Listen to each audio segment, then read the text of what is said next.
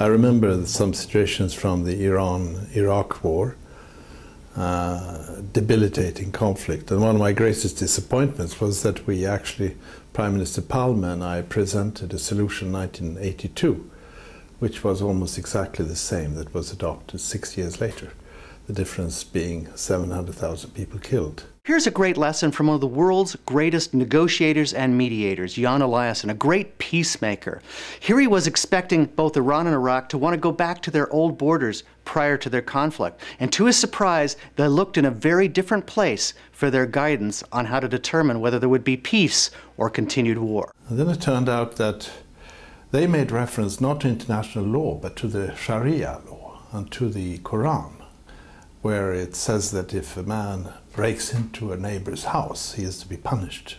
So they compared this to such a situation, and the punished was that the soldiers would get 20 lashes and the officers 40. In the Quran, surah number 51 or 15, I don't remember, it says that if the enemy turns his back at you, you should not attack him, which was exactly the situation we had in mind.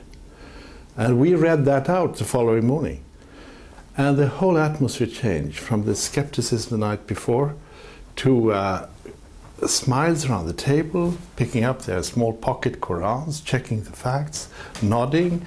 What he's done to save hundreds of thousands of lives and stitch back communities that have been torn apart is a very key takeaway that we need to think about in our negotiations in business and in life. And that is, when people have been in conflict, they don't just want to go back to the way it was prior to the conflict. They want to be acknowledged entirely for their passions and purpose.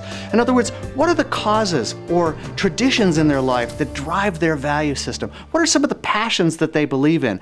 They need you to express clearly that you understand them at a very deep level so that there's trust. I remember still one of those revolutionaries, this was early 80s, embracing me to such a degree I still feel his beard in my chin.